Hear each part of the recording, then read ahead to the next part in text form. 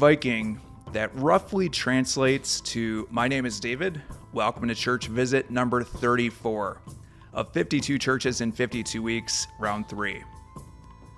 Maybe. For this third round, we've been exploring a variety of interesting historical churches. I've also been sharing some thoughts and musings along the way.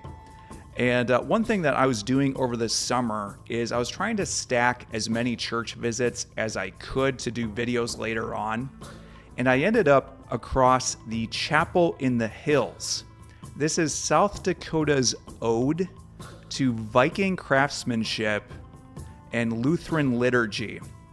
Now, one thing to know, if your church greets you with smiles and handshakes when you first walk in, this is a radical alternative, because when you walk into the Chapel of the Hills, you get to see and be greeted by dragon heads. It is a wild medieval security system at work. So you may be wondering, by Odin's beard, what is going on? Vikings, churches, this is all wild. A few years back, when I was doing my second round of 52 churches in 52 weeks, I had a friend who recommended that I go visit a Viking church. And this completely threw me off, because when I think of Vikings, I'm thinking of them raiding and plundering people. I don't exactly think of them kneeling down to pray. So I ended up going to the Stavkirke.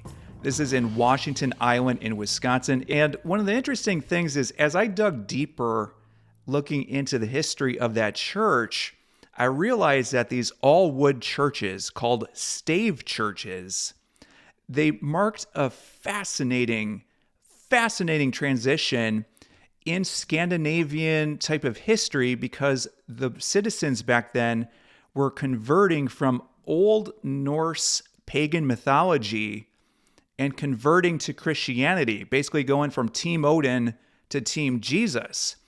And it was just one of the more intriguing visits that I ever made. So with the Stavkirke and the Chapel in the Hills, these were replicas of stave churches from 11th, 12th, and 13th century Norway. So with those citizens, those Scandinavians back then, they essentially just made all these pop-up stave churches, almost like these pop-up Nordic IKEA kits, all across and dotting the landscape and the terrain, because back then there almost were about 1,000 to 2,000 stave churches that were built around that time. But now, you fast forward to 2025, there's only around 28 to 30 that are still standing. Well, what's odd is a number of replicas have popped up in the United States, mainly in Midwest states like Wisconsin, North Dakota, Minnesota, all with a very strong Scandinavian heritage, and also Chapel in the Hills in South Dakota. Now, before we dive into some of the stave church history and this Viking era engineering, we're going to take a moment to step inside and experience what worship was like inside and around the Chapel in the Hills. Because after all, with all these dragon heads and some of the middle-aged craftsmanship that contributed to this church, it's all about the spirit and the faith within this building. So I'll be back in just a moment.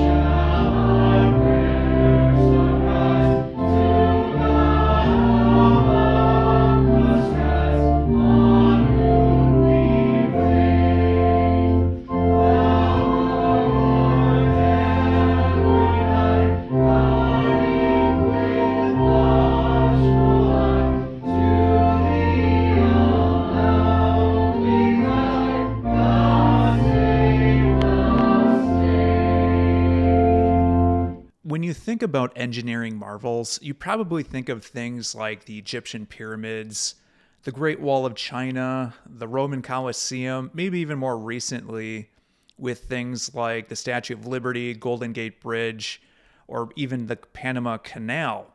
You probably are not thinking stave churches.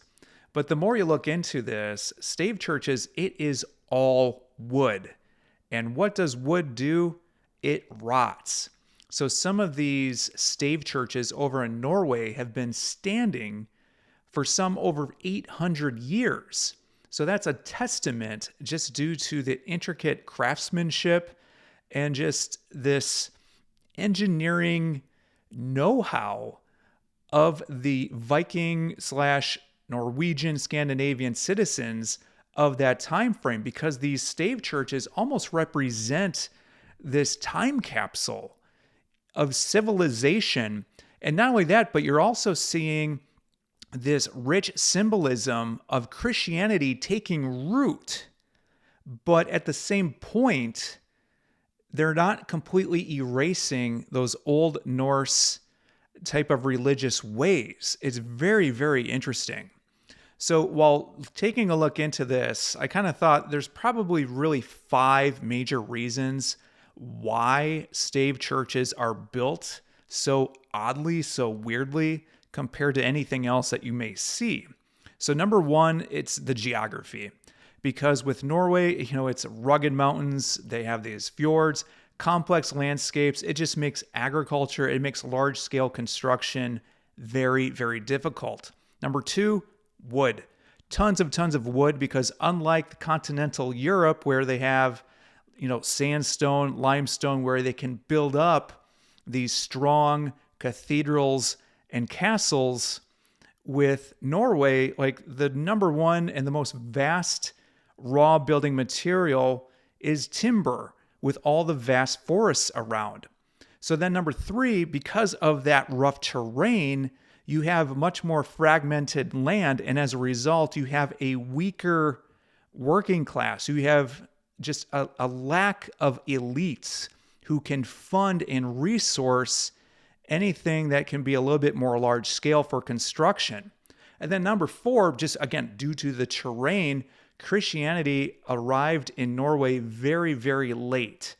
So around the 10th, 11th, 12th centuries, King Olaf, again, not Olaf from Frozen, King Olaf, he converted, and that eventually kind of was the domino effect for Norway to convert to Christianity. So with all that going on, like if you're going to start building these churches, they actually were building over some of the old sacred spaces that they had before that, because that's what they had.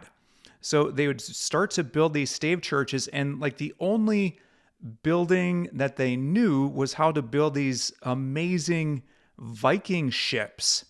So as a result, you have this craftsmanship being implemented to make all these stave churches. Stave churches all vary in levels of complexity, but they all share the same basic structural element of the stave.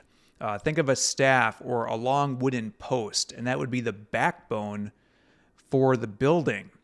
So what these builders would do, they used very, very meticulous building techniques.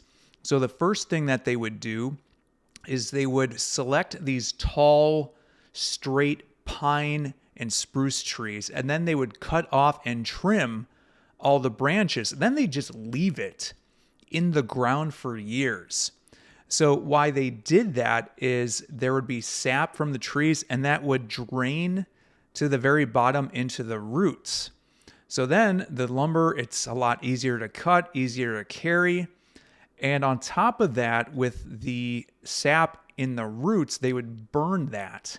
And they would be able to extract black tar that they then would use to make the stave churches weather resistant. So the next step, they would find a stone foundation to avoid any type of rot from underneath. They'd build up the structure. And again, they would apply that black tar to be weather resistant, so it would help out with vertical loads of heavy snow or lateral forces like wind. So even just the smallest little details were optimized for structural integrity. So they would use juniper wood, which was used like for just little tiny pins and connectors that would also be weather resistant to avoid that rot. They also would have these little hidden carved holes in the very bottom for water drainage and also moisture control. And then the last thing is the walls were joined by lap joints, which was similar to Viking shipbuilding techniques. So if you look at some of the video that I took inside, you'll see the church's ceiling. It resembles an inverted Viking ship hull. The thing that's so fascinating about stave churches is the buildings themselves represent this spiritual crossroads, this overlap, maybe even a struggle to see Norway transitioning from the Old Norse pagan ways and converting to the new kid on the block with Christianity. So they're maintaining and retaining a lot of its own symbolism and imagery while merging that with Christian symbolism and imagery. So I already mentioned it, but dragons were very common during those times because the dragon wood carvings, it was created during a time when the Roman Catholic Church had full control in Europe. So what the Roman Catholic Church would have outside its cathedrals were gargoyles or grotesques to ward off evil spirits from entering into the church. Well, in Norse pagan traditions, dragons were the key, strong, powerful, mythical creature. So that was placed outside to ward off evil spirits. And I've seen some arguments that, it's a little odd to have the dragons above the Christian imagery. I don't see that argument being very strong because what many people don't notice is on the very top ornamenting stave churches is the inclusion of a rooster. Why a rooster?